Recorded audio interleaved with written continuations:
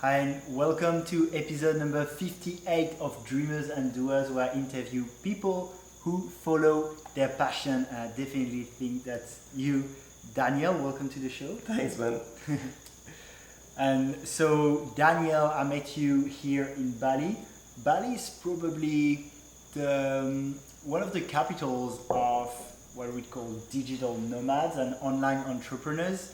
And I met you actually at a really cool conscious party. And then we've had a few parties here together, and I've really been interested in how you've created a life of freedom at quite a young age. So I think this is something people can get inspiration from, and you did it through dropshipping. So I always like to start with my guest story. Mm-hmm. Can you give people a little bit of background about,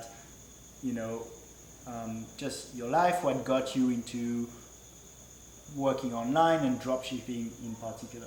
Sure. So I don't know where to start. I was always into this mindset of like being an entrepreneur and doing stuff differently. I don't know, like with 15, 16, 17, I was always looking for other options, and I knew that there were like options out there where you can like literally be your own boss, make a lot of money, and then travel. I had this mindset already. I didn't have to shift from like a 9 to 5 job, from a corporate job to this lifestyle that I'm living right now. So maybe that's why I have kind of an advantage. I'm 21 right now, and I think I'm pretty successful in the things that I'm doing right now. So it started a bit earlier by me. So just because I started to do business with 18 doesn't mean that I didn't do stuff before. So when I was 18, I had my first business in Berlin. That was like on a lake. There was a tower 6 meter long. 2 people jump off that tower on a mattress that is on a big pillow that is 10 to 3 meters long, and the person on the other side flies up, right, and then lands in the sea. Was pretty cool. I didn't do much money with that, so I failed with that. Then I moved, and then I had to start to study. I studied entrepreneurship. I didn't want to study that, but I just wanted to like satisfy my parents as long as I don't make any money. I did some affiliate marketing, also failed with this, and then I had the chance after like 1.5 years hustling, just like searching for options, that I can start dropshipping with my current business partner right now. And yeah, it worked pretty good in the beginning, and then we kept going on from this. So I thought like, okay, that's it, but then we incurred some problems in the process.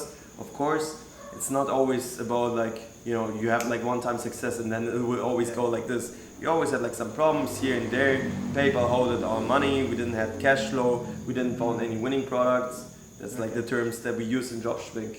And yeah, from this moment we just kept going, and yeah. Yeah, and we'll go a bit more into the details of dropshipping and the challenges that come with it, which I'm sure there are quite a few. Just to go back on the story really quickly, when you say 15, 16, you wanted to be an entrepreneur, is there like a book or someone you listen to? Like, where did that come from?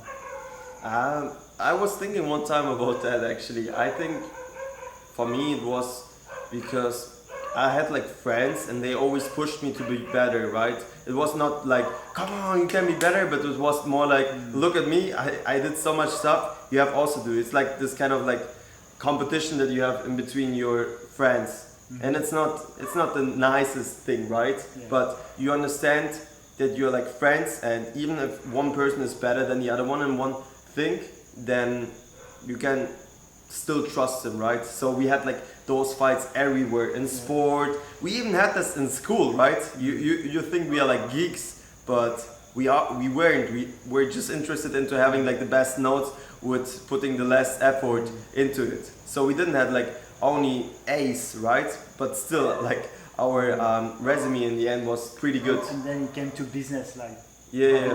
the most successful business. Yeah. So basically, what I felt I always wanted to be, I just wanted to be more successful than like my peers. Yeah.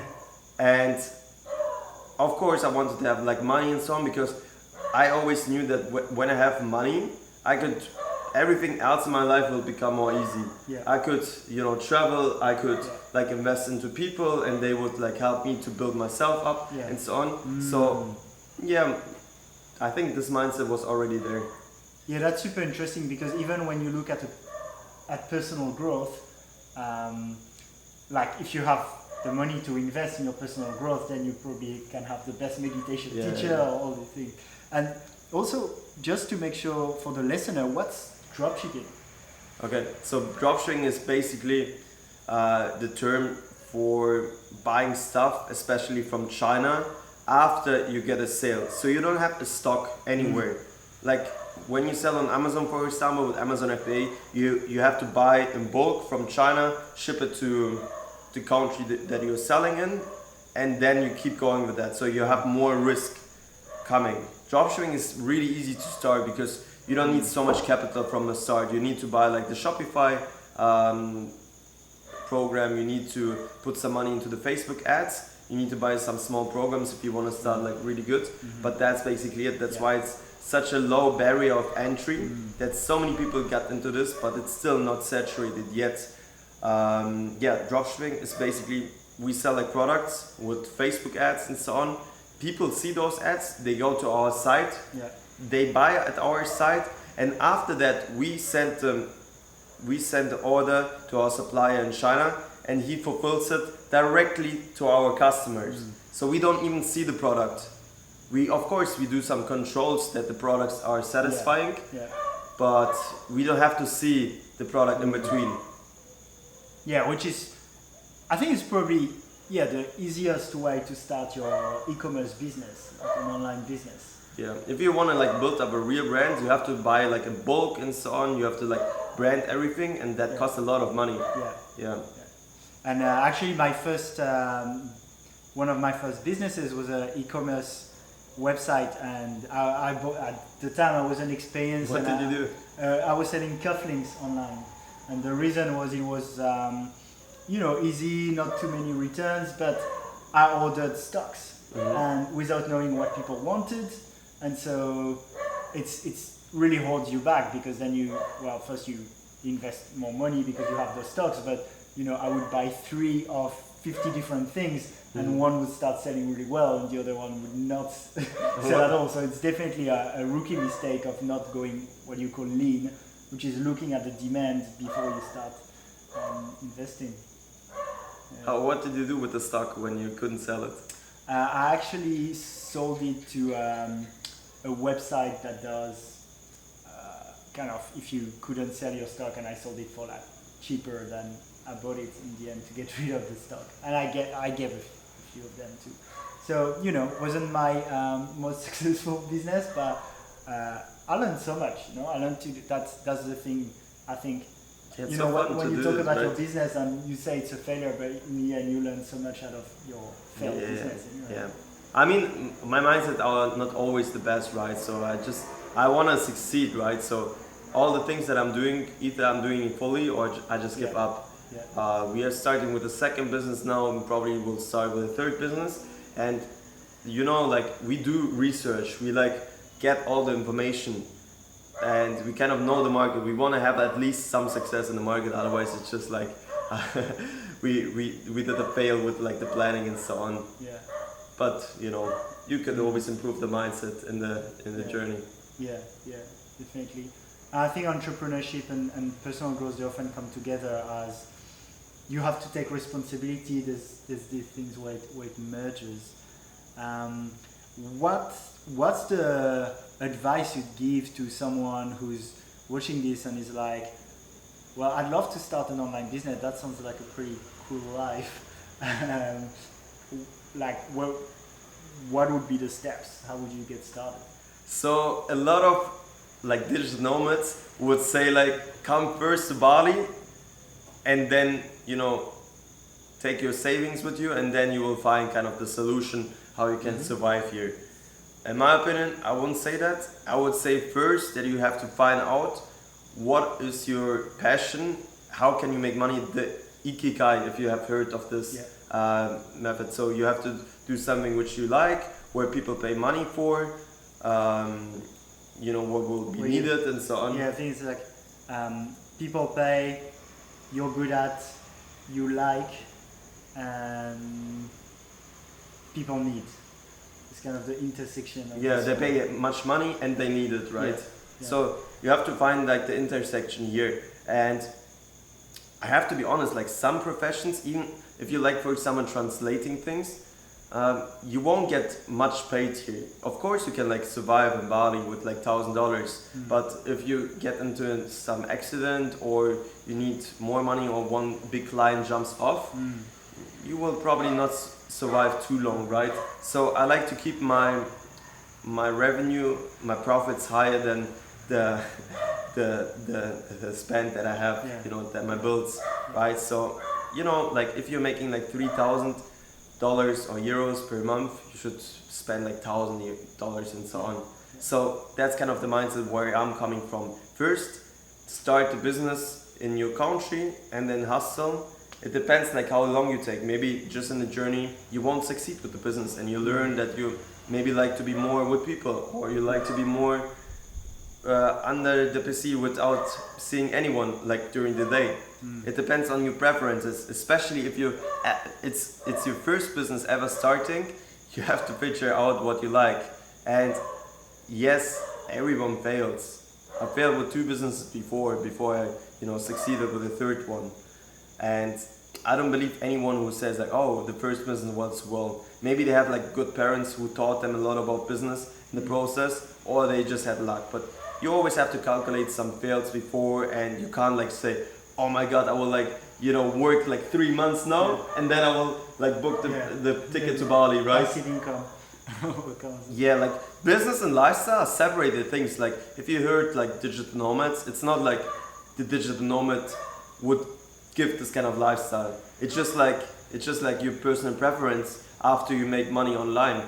What do you do with that? So my preference when I started was traveling the world, and then after like 1 year I realized, okay, I want to have like a base somewhere. That's why I'm like based now in Bali and have everything set up here. And yeah, again, the lifestyle has nothing to do with the business, so you don't earn any money with that. Only if you're like a blogger, then you earn with that one. But everything else, if you're like a programmer, if you do like affiliate, if you're like a business mindset coach and so on, you don't earn by traveling the world. That's what people have to be reminded of. And you talked about hustling. So how did it look when you started the business? Like, were you working really long hours? Yeah, I wouldn't do that again. Like, I was really in shape when I was 18. I trained really much. My weight was 85 kilograms. Now it's like 75. So I was really like bulk. When I started the business, I cut off everything. I cut off like my parents, I cut off my friends, I cut off my like good health routine, and I just focused on the business. And I was kind of depressed. I think it took me longer because I didn't care about sport, good food anymore. So I thought like, okay, I will just skip it. I will just like, you know, just hustle for 1 year and then we'll live forever like with this freedom. But it took me like probably like 2 years or 3 years now, or 2.5 years I would say, where I'm right now. So I have like a good gym routine, I have like good food, I have like the people around me who really love me, who help me to grow. And yeah, it's kind of hard, but if you're starting, like, yeah, I was hustling, but I wouldn't recommend it to anyone. I would say like, do like 8 hours a day work and you will probably get more done. Don't think that you have to be like here already. You could grow to this point, but you should enjoy the journey to it. If it's all about reaching this point and if you fail, you're just like a loser. But that's actually what drives you. So if you want to reach a lot, you have to have a lot of pain, right? You have to have this kind of like vision every day that you wake up and you have like 100,000 in your bank account and you can buy all the things that you want. You can help your parents if they are starving with something. You can just like book a plane ticket and fly somewhere in the world. That's kind of a nice vision to have. But so to go back on this, do you think that hustling was beneficial and that you got the results from it, or do you think that if you had hustled less, you'd probably have achieved more? Yeah, it's kind of the true lies always in between. That's also what my mentor told me. I have like a really high mentor in psychology, not just like a family problem mentor, but he works with like high-end entrepreneurs, not even like digital nomad entrepreneurs, but like corporate entrepreneurs. And he said you should have like a balance in your life, but then you have to have some cortisol in your blood to change things. If you wake up and you're happy with everything, you won't move. And that's what most like business mentors, coaches get wrong. Like you don't have to be happy all day long because you won't be moving. You should have some gratitude, but especially in the morning, you have to think about the things that you want to have to be done, and then afterwards you can just like relax or do some pauses in between and just like be grateful for everything. Or at night time. Do you feel, with too much contentment, you lose your drive? With too much content? Like contentment, like being satisfied, let's say, more satisfied with your life and more happy when you wake up, then you're like, you don't have the drive to get it done? Yeah. I don't know, it's a bit hypothetical because I never felt like really happy, and when I felt really happy I didn't care about business anyway. But I think I had some days where I just like felt really happy and I didn't want to do anything, and it was okay, but then you know you can't be happy for every day and like 24 hours. At one point you want to do like business again. I think, I mean, personally, I think you can get a lot of drive from being in a happy place, and I can, you can get energy from both, and sometimes I get it more from my ego or from wanting to be successful. Sometimes, you can be in a place where you're great and you're happy and you want to help people and yeah. do these things. But Alex, you're really conscious, right? Yeah. So you've heard about this theory of, the death of ego and so on. But if you reach this point, you won't do anything because you will just be in this meditative state. So you always have to come back and do some hustling, and then again go to this gratitude state. This kind of balance between like hustling, but really hustling, not like being on social media and do some unimportant task, and like being really grateful, not just like relax and don't do work, but doing really the things that you want. And I mean, like for some people, it's just getting massage, but for other people, it's like for me, it's being around people. So I really like to invite a lot of people, have some good talks at the end of the day, and just be around people who I really love. That's like, sometimes I don't need like one person, but like many people. That's like what I found really relaxes me the most. Okay. So that's like the advice that I give it. Okay. Yeah. I think most people need this for their drive. There are people I know who write books or do conferences who don't need this anymore, but that's probably true for most people for sure. And how does your day look like? Like now that you have the hustling, like now that you found, as you say, maybe more balance and you prioritize a bit your routines. Yeah. Here in Bali, it's actually pretty funny question, because I think since I started with business when I was 18, I always had the same amounts per week that I worked. And it's not like 40 hours, maybe it's like 30 hours or like 25 hours that I like. It depends like on the work, right? So I have also, right now, I'm building a personal brand right now, and I do a lot of like content stuff, and I could count that to work time. But the time when I'm sitting like in front of the computer and do stuff, it's like maybe 30 hours per week. So it's not like a lot, but at the rest of the day when I'm meeting people or when I'm just like being at the gym, I always had like thoughts for the business, and I'm planning a lot. I'm reading currently the book The Road Less Stupid. It's all about like thinking, right? Thinking strategically. Give yourself like time, 30 to 45 minutes a day, just to think about all the things that you do, and then you will have like more output. And that's kind of my mindset. I'm not the hustle guy, I'm not the Gary Vee kind of guy. I'm more kind of the figure out how to do it with less effort guy, and do it like this. Okay. So yeah, man, to come back to your question, I put the same time into the business, I think, but the business decisions are way better. I have more free time because I have like a private chef here. I have, assistants working for me. I have like cleaners here.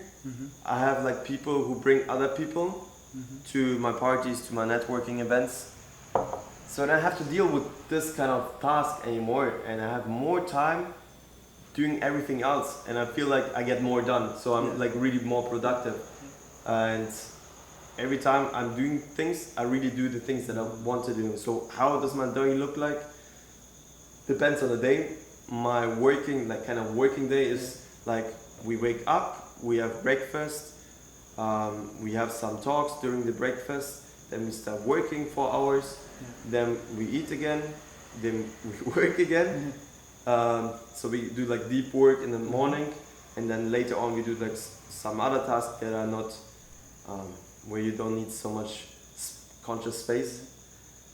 Then we go to the gym, do some calisthenics works, body weight training. Then we are finished, and then we decide if we're gonna like keep working or we're inviting people over.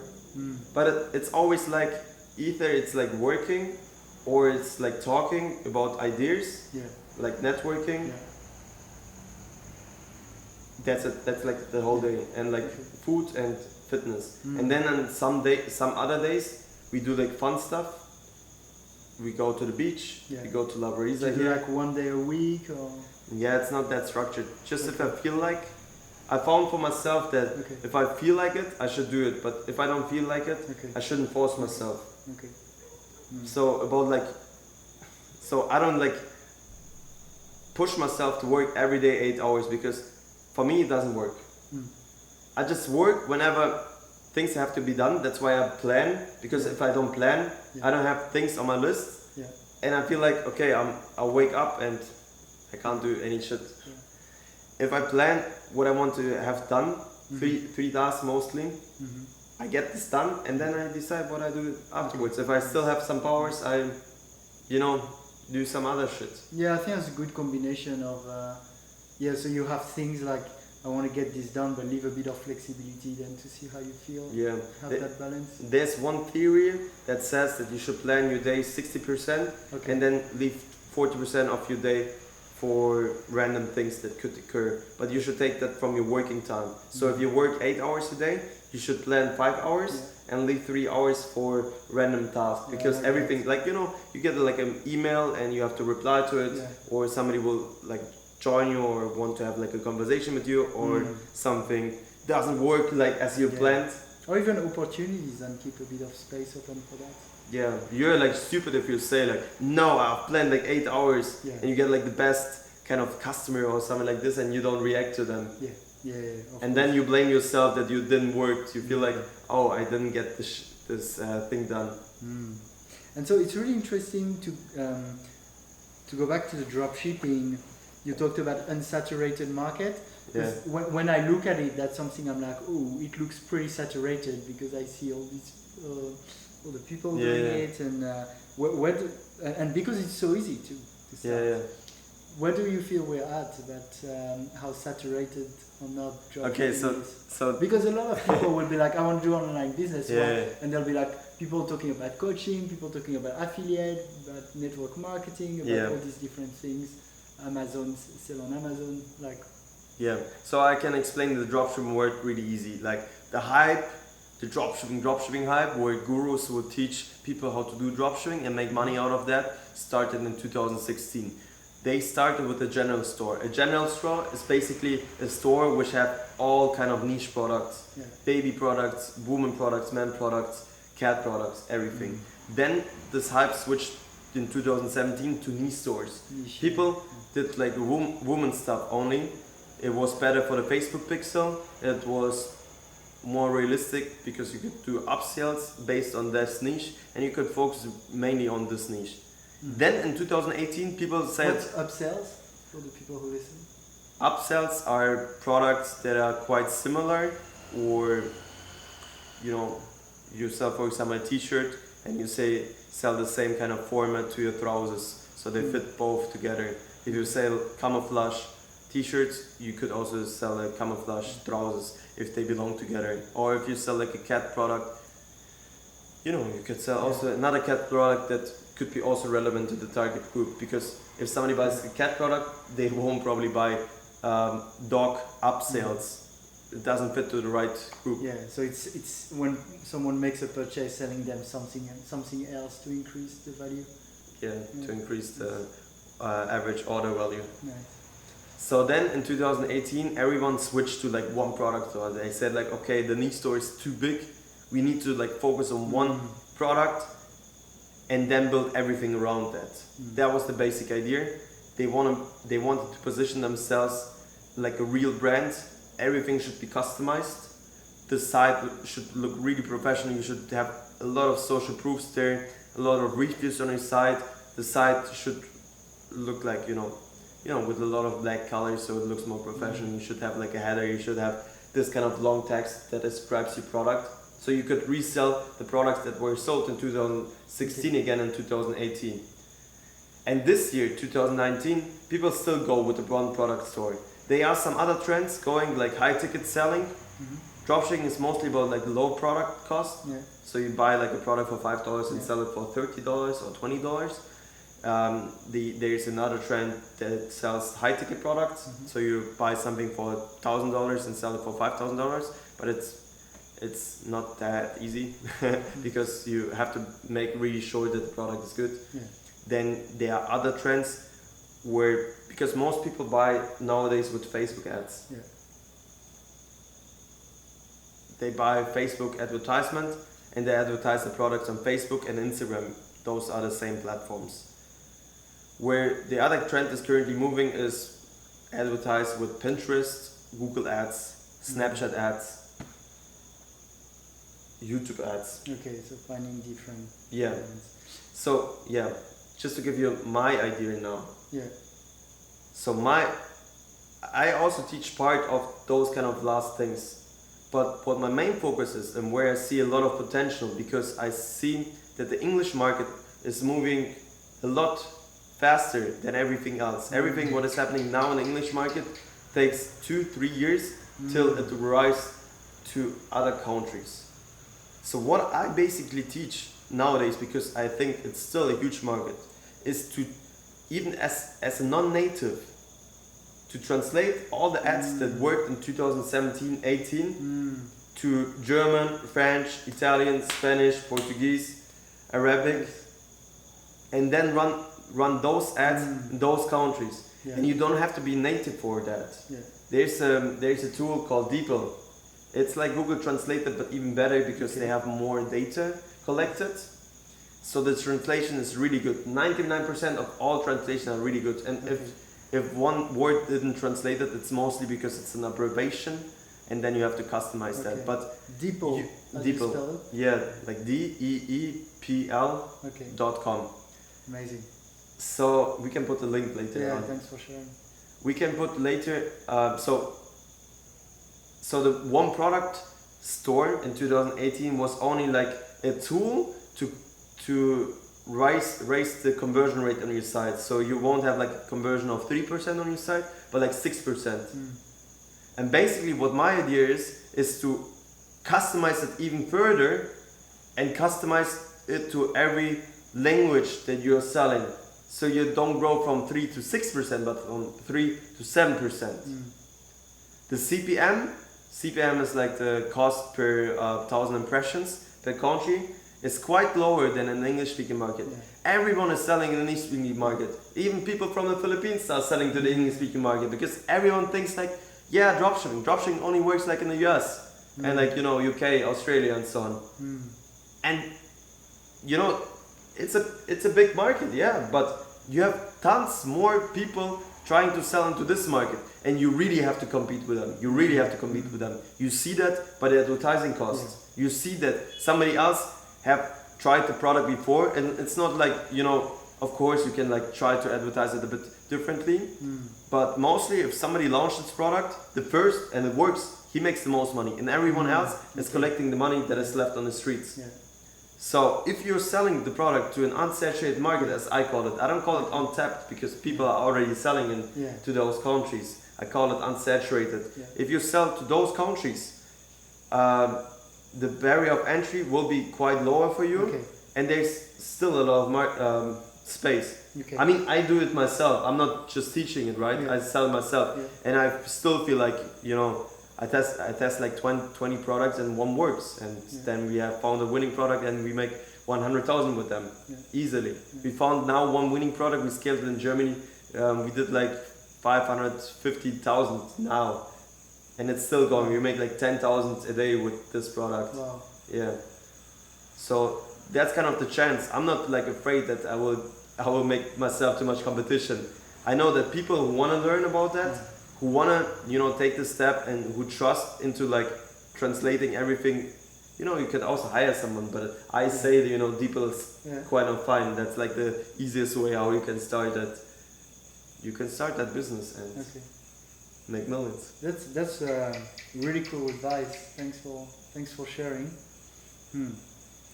And I think we talked about dropshipping and got really valuable information. It was really interesting also to see a bit more about your day. We want to talk a bit. We'll talk a bit about the purpose. Just quickly, you talked about your parents at some point that wanted you to study.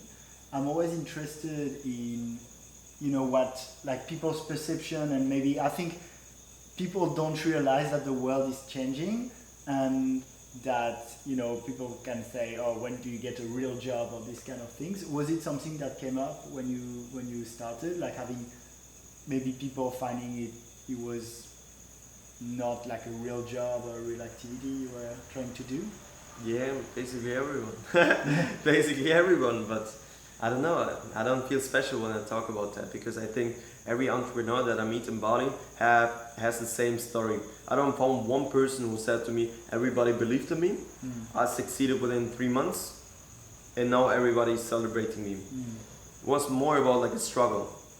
Nobody believed in you, you had to do your things, you failed many times, you have worked for yourself the whole time, nobody believed in you, and at one point you succeeded, and people still didn't believe you. I still, you know, get messages from my grandma which says like, if you don't do any money, will you go back to study again? And like, you know, have everything like that is like safe.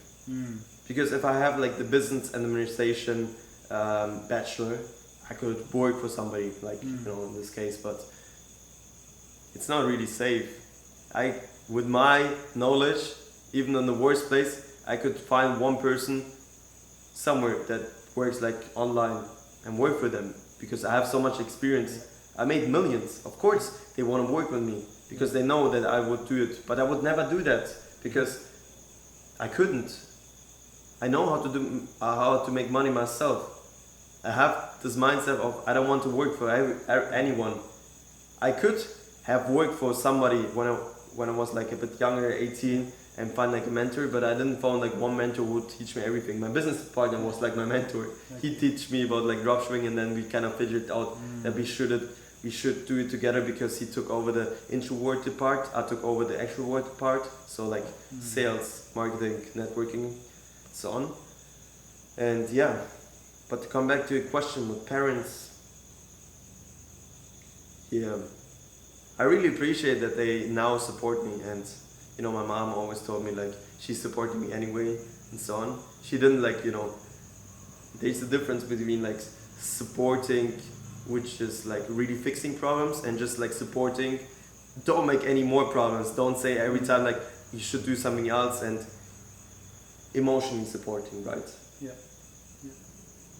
And actually, like, my father was also supporting me emotionally. They didn't like help actually with the business, but you know, the only things when they said something, they when I started to work at the house, my parents' house, they didn't understand that I'm working, so they came up always if they wanted to say something to me. They thought like, okay, I'm just over, and now they can talk with me. And every time, you know, it happened to me like when I was working 8 hours, it happened to me eight times. So every hour one person came, either my brother, my mother, or father. Yeah. They came up, they wanted to say something to me, but then you lose the focus. Yeah. So then I had to like switch to another place to work. Mm. I didn't want to do it. I liked to work at my house because I had set up everything. I wouldn't lose time for traveling. My father is a cook. Yeah. My mother cooks. I cook myself. So we always had enough food, but I had to go out. Mm.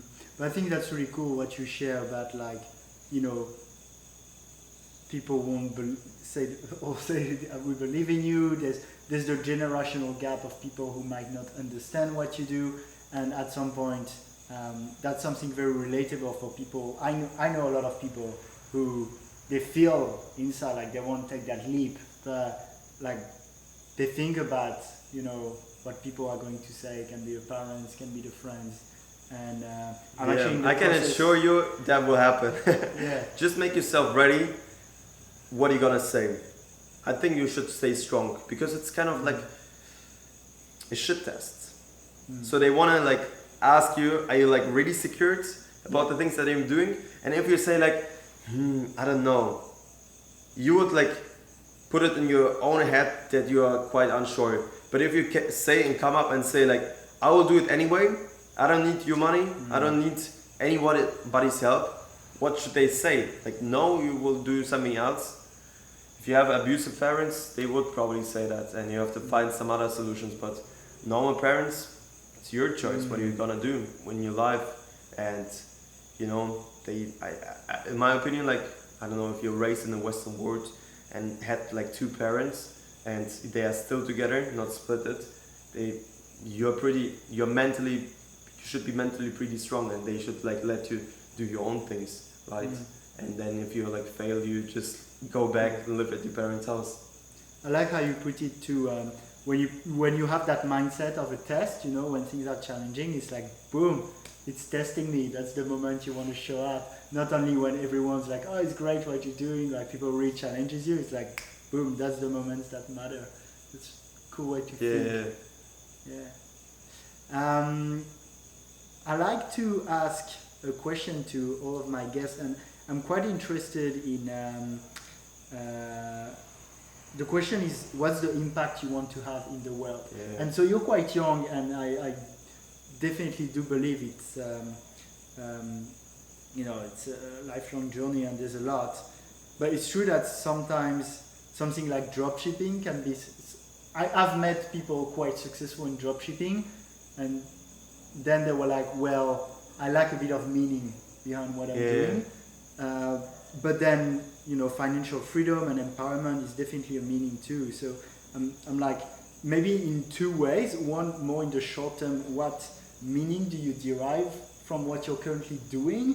And then on the longer term, what's the impact you want to have in the world? It's a good question, Alex. It's a really good question. It's a deep question. It's a really deep question. Not many people ask me this kind of long-term question.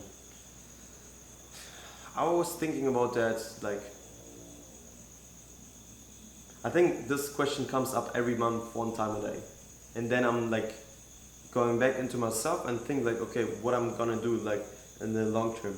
If you would ask me like 3 years ago with 18, I would say I wanna just have like the biggest company in the world. That would be my like root answer. Now I kind of put it into a more like practical way, what I'm gonna do, what kind of impact I would have. I don't believe that you can just like start right away with something really big. I think like chances are happening during your doing, so you're not like just waiting for the chance to come, but you can also not chase like the thing that you like just want to do. It's something again in between. The solution lies somewhere in between. You're doing the things that you like to do, and on the journey you find out new possibilities and new things. I like to define this question more in terms of money, because my goal is to have like the biggest impact, and I'm not a politician, I'm not a philosopher, I'm not a mathematician, I'm not an intellectual, I'm a business person. That's what I can only contribute towards. So people are intellectuals, they have to work for somebody because they have so much knowledge on one specific theme that they are too smart. And like people who got like these in school or worse, they are just not made for the market, for the job market. And like C people, they try to like be safe somewhere and just work and like, you know, survive something. And I think like B people, not everyone, but like B people are really good at managing people, having like this business mindset kind of things, but they are not too smart to, you know, be like really intellectual. I didn't found many intellectuals inside the entrepreneurs. That's kind of like a tough theory that I do right now, but yeah, I really believe in that. So to come back, my goal is, you know, the more impact I have, the more money I have to do. Right now with dropshipping, I'm do like millions in a seven-figure amount. What I will do next is probably build up a real brand, e-commerce, and then sell it for like an 8-figure amount. Or sell it like for 5 million, 10 million, 50 million, depends like how much I can scale it. Yeah. With this money, I'm gonna do something where I can do like 100 million. And afterwards, I can like go up again. I have to see when I can't do any more money. With dropshipping, I still do money. But I have to do more money to start something where I do like 8 figures. Okay. And then from there, I can go with 9 figures and 10 figures. That's kind of the logical way. It's only sometimes that, you know, you jump from like 7 figures to 10 figures. It happened with Facebook. Yeah. If you have like a really nice startup and yeah, but it happens But so rarely. Elon Musk, for example, he did like Yeah, his company sold it, then bigger one like the PayPal sold it, and he increased. Right. That's what most people don't get. They think like they have this idea that is like here, or they have like this idea, you know, like with 7-figure startup, and they think okay, they will just keep going with this. But at one point, you have to realize you contributed everything. Your like growth rate went here, right? But now it's going like this. So you have to understand the right point where you sell and then go to something bigger. Okay. Some people are happy with the current state, but I mean, dude, we are young. We are not even in this time where we really have to start for the career. Career time is basically from 30 years to 55 years. Before, it's more getting knowledge, but we are like too young actually for this age. So we have this kind of like changing things and so on, and that will be there. We have to like keep going, right? Otherwise, in my opinion, it's not about like only business. You can also, you know, keep going in the personal development sphere and so on. But if you don't do that, you will just like feel depressed. If I ask people what's the meaning of life and how can you be happy? Yes, how can you be happy? People always come up with those two things. They don't say it, but you can say that's kind of the meaning behind it. First, grow. And second one, teach people. Give back to the people. Yeah, Tony Robbins put it as a contribute. Growth and contribution to... Yeah. Teach people. I think, you know, you can also like give back to the world and to the plants and to the ocean and so on. Yeah. So with dropshipping, I think it's purely to make my own money. I'm like super honest here. Of course, the customers are satisfied with the product and so on, but it's not really so much what I care about. It's more about like the money, which I'm doing. With the next thing, when I'm doing like a brand, I really care about the brand. The brand should be like something really cool. And later I will probably do something in the health industry, biohacking, or like, you know, like high-end mindset things. I liked, you know, everything what has to do with, either biohacking, so health biohacking, or geography problems. Geography problems? Yeah. What do you mean? Yeah, it's kind of, okay, I explain it to you. So there will be probably a lot of markets later which have to do with city building, which have to do with city planning, which have to do with, you know, free zones where you like build up like an offshore destination and like build something there. There will be some new regulations probably in Bali for digital nomads that are happening there. So I'm really interested in that field because I have knowledge about geography, I have knowledge about politics, and I have knowledge about business.